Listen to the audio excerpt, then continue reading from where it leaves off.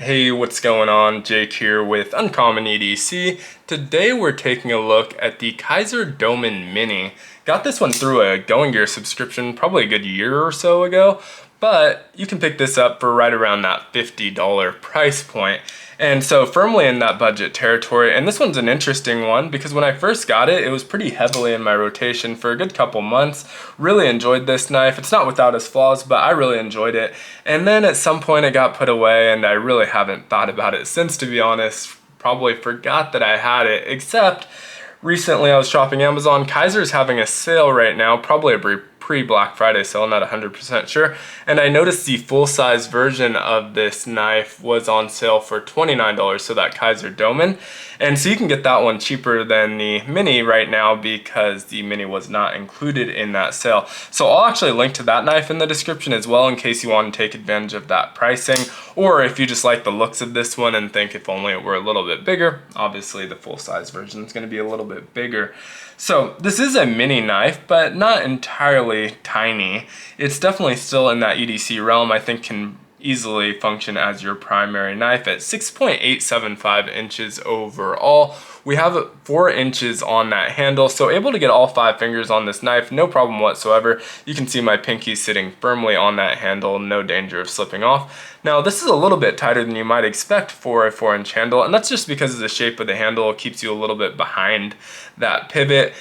Similar to if you had a flipper tab and that's kind of locking you in, acting as a finger guard, but similar to a flipper tab, I'll sometimes find myself choking up onto the slanted portion of this handle right behind that sharpening choil and getting right up on that blade. That gives you a lot more real estate if you need it. Probably not advisable because you're sitting right behind that edge, but I haven't been cut on this knife so far. I'm sure that'll happen now that I said it, but so far so good.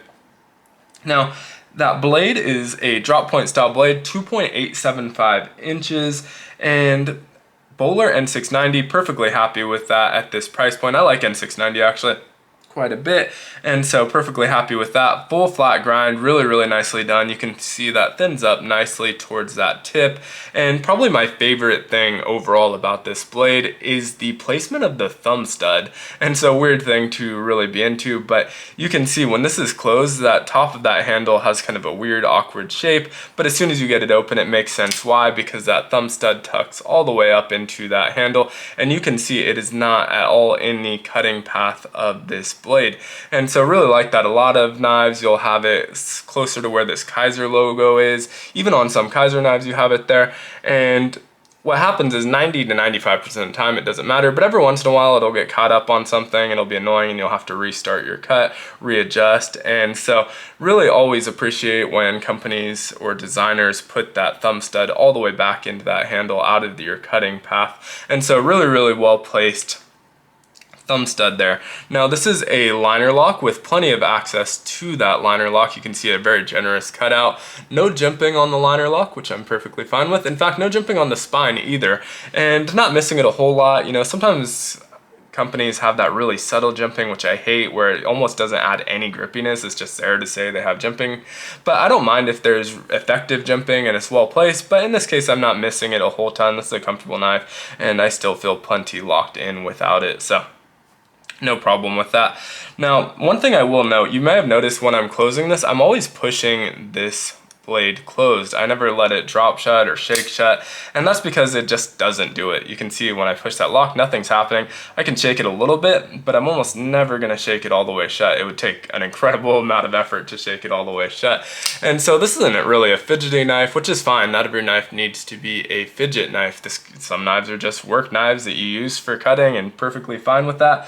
But I will say that that wasn't always the case. This used to be a little bit more shake shut, and it's my fault that it's not, but not really. It's a QC issue that it wasn't, and this could only be with my knife, or it could be with a lot of these, but when I got mine, it was very off-centered. So you can see now, pretty centered blade.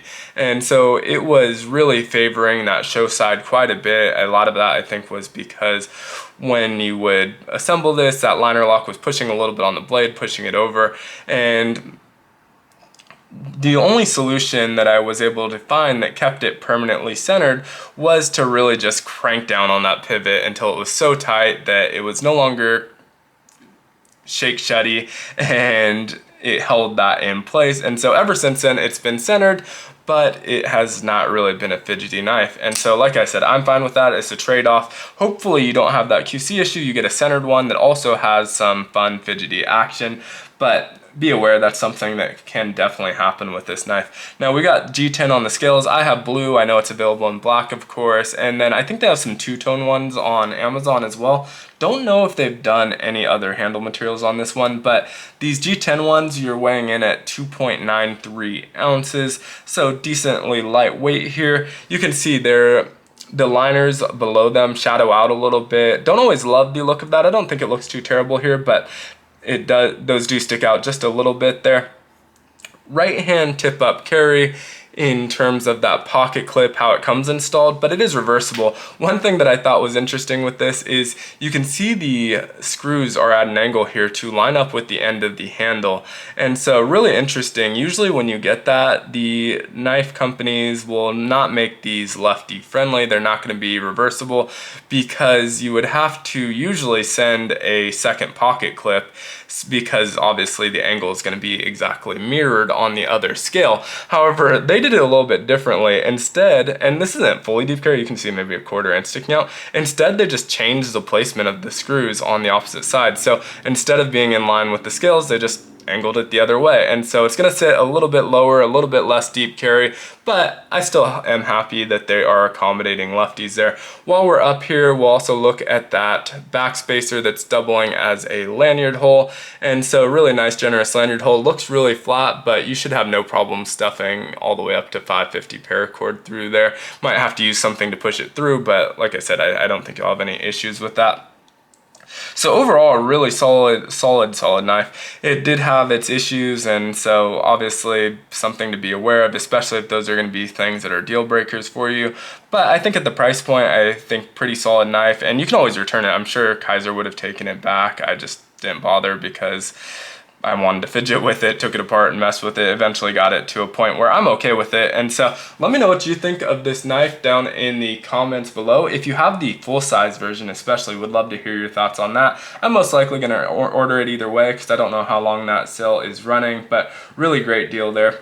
Thank you so much for watching. I did want to end with a little bit of a shameless plug in that I'm going to be a guest on the Carry Culture podcast this coming Sunday. So if you're watching this live this coming Sunday, if you're watching this in the future, it'll probably already be aired. But definitely check that out if you want to learn a little bit more about me. Obviously, usually when I do these videos, it's just my hands talking about the specific item in the video, but in this case we don't really have a specific topic. They brought a bunch of questions, slightly compulsive, EDCologists, both great guys. I'm going to be the third episode overall. If you're watching this live, maybe a good time to catch up on the first two. Both really great guests, good friends of mine as well. Inky EDC, half Vinky EDC, Alan, What's in My Pocket is guest number 1, and then Geo of Pocket Filth is guest number 2. So definitely go check them out, show them some love as well. They'll be in the description. But thanks for watching. If you enjoyed the video, consider liking, commenting, subscribing, and hitting the notification button. And as always, I hope you have a great one. Take care.